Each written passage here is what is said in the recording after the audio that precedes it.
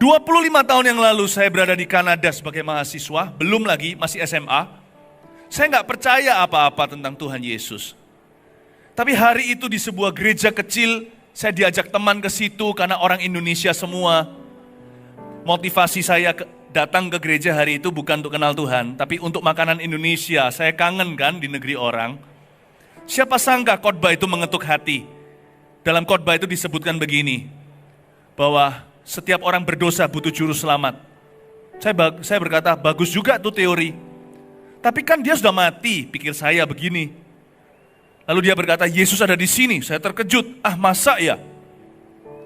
Setelah ada kata-kata itu, hati saya tersentuh.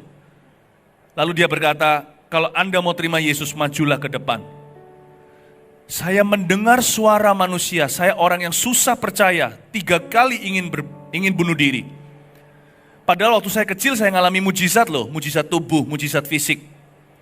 Anda gak akan pernah menduga bahwa saya ini kecilnya diduga berkebutuhan khusus. Karena otak saya ada sesuatu abnormalnya. Saya gak bisa ingat nama saya waktu umur 6 dan umur 7, bayangkan. Gak bisa ingat kelas saya.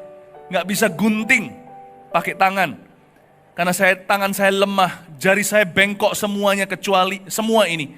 Kaki saya juga pakai sepatu besi. Anda nggak akan menduga, saya dulu hampir disekolahkan di sekolah berkebutuhan khusus. Waktu kecil mama saya berdoa kepada Yesus. Mama saya pun belum terlalu mengenal Tuhan. Hanya sesekali ke gereja. Hanya karena Anda pergi ke gereja, bukan berarti Anda menjadi orang Kristen yang sungguh-sungguh. Apalagi kalau kekristenan bukan roh agamawi. Hanya karena Anda berada di garasi, bukan berarti otomatis Anda dalam mobil. Hari itu mama saya berdoa waktu saya umur 6 tahun. Tuhan, Yesus, kata orang Engkau sanggup melakukan mujizat. Kalau Engkau nyata, aku seorang ibu tulus minta, sembuhkan anak saya asal anak saya jangan mati. Suatu hari bisa menjadi hamba-Mu ketika dia dewasa. Saya kecil jalan ke sekolah, disetrum pukul 6 pagi. Di jalanan di Taipei, saya di pagi hari cerah, ada setrum kena ke kepala saya, turun ke ujung kaki, naik turun lagi, sampai ke tangan saya semua kesetrum semua, lurus semua, lurus semua. Kecuali jari tengah saya, Anda lihat, masih bengkok untuk ingatkan saya produk kasih karunia. Kaki saya yang bengkok langsung lurus. Saya sampai di sekolah bukan cuma bisa ingat nama saya, langsung jadi jenius matematika. Nilai saya langsung juara satu, juara umum sepanjang karir akademisku. Mama saya sampai heran. Papa saya juga heran. Papa saya belum kenal Tuhan waktu itu. Bapak ibu saudara saya beritahu, sekalipun Anda mengalami mujizat fisik, kalau Anda tidak kenal Yesus secara pribadi, apalagi Anda takut kalau dikristenisasi, bagi saya, Yesus bukan cuma layak untuk saya bisa berikan nyawa. Yesus adalah tujuan hidup saya. Kenapa Anda takut sama manusia? Yang saya tawarkan toh bukan agama. Tetapi kalau orang melihat itu sebagai agama, langkah agamamu dan Anda dianiaya karena itu, saya beritahu hidup yang kekal itu melebihi segala harta duniawi. Kalaupun kita harus mati karena mengikut Yesus, mati adalah keuntungan jikalau hidup adalah Tuhan. I don't fear giving up my life. Saya tidak takut orang sebut saya apa. Toh pada waktu saya umur 18 tahun, 25 tahun yang lalu ketika saya terima Yesus, secara pribadi, saya kehilangan semua teman nakal saya. Saya kehilangan teman-teman saya yang dulunya ke arah narkoba.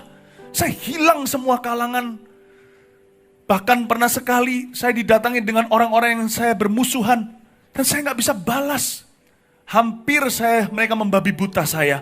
Karena saya zaman dulu, suka berkelahi dan banyak musuh. Waktu saya belum kenal Tuhan Yesus.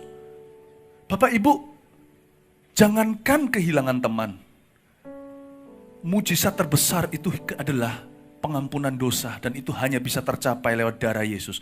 Mujizat terbesar itu perubahan hidup. Mujizat terbesar itu keselamatan, bukan kesembuhan tubuh. Umur 6 tahun, umur 7, tubuh saya sembuh. Tapi 10 tahun kemudian saya baru menyerahkan hidup saya dan hati saya kepada Tuhan. Saya masih hidup dalam dosa. Apa gunanya sehat kalau mati masuk neraka? Bagi saya mujizat terbesar adalah nama saya tertulis di dalam kitab kehidupan anak domba Allah. Mungkin Anda ada yang berpikir, Yesus mungkin cuma salah satu Tuhan, salah satu dewa. Kalau memang ada jalan lain ke surga, mengapa dia mati mengenaskan? Berarti Yesus adalah seorang pribadi yang paling bodoh di alam semesta. Mau mati begitu ganas dan begitu mengerikan. Kalau memang ada jalan lain, kenapa pilih amputasi nyawa seperti itu? Kalau bisa operasi kecil masuk ke surga, kenapa harus operasi besar? Berarti nggak ada jalan lain. Kalau Yesus salah satu dewa, Anda salah. Dia satu-satunya jalan ke surga. Percayalah, sorga atau neraka membuat kehidupan kita di sini, apa yang kita bisa miliki tak ada arti. Sorga atau neraka membuat penderitaan kita di dunia ini juga tidak ada artinya. Karena penderitaan kita sementara menghasilkan kemuliaan selama-lamanya di hidup yang akan datang. Toh, waktu saya kehilangan semua teman, Tuhan gantikan, lihat ini semua teman saya, Anda semua adalah teman saya. Saya punya lebih banyak teman daripada yang saya hilang. Jangan takut saudara, kalau orang akan aniaya karena imanmu yang baru kepada Yesus. Hari ini saya tawarkan keselamatan dulu. Kesembuhan saya alami dini, umur 6 tahun, saya sudah sembuh. Umur 6 tahun, sudah sembuh. Tapi umur 18 tahun saya baru kenal dia siapa. Bapak ibu saudara, mujizat terbesar adalah keselamatan, bukan kesembuhan. Hari ini saya waktu itu sembuh total. Lihat jari tengah saya masih bengkok seperti ini. Hari ini saya ingat Philip Mantova kecil adalah seorang anak yang hampir di sekolah berkebutuhan khusus. Philip Mantova kecil adalah seorang yang pakai sepatu besi. Saya jadi ingat siapa saya dulu. Tetapi sukacita saya terbesar adalah karena saya kenal Tuhan. Jangan kita GR, nanti kalau saya kenal Yesus, saya dikucilkan, diusir sama keluarga saya. Aniaya itu mulia kalau untuk nama Tuhan. Gak semua orang dikasih kado sedemikian mahal sama Tuhan Yesus. Orang yang minta mati untuk Yesus pun, kadang-kadang Yesus akan tolak dan berkata, darahmu kurang suci untuk jadi martirku. Jangan kita GR, tidak menerima Tuhan, karena takut apa kata orang. Jangan-jangan Anda justru kehilangan keselamatan yang berharga karena takut sama manusia. Bayar harga apapun juga untuk ikut Yesus malam hari ini. Jangan tanggung.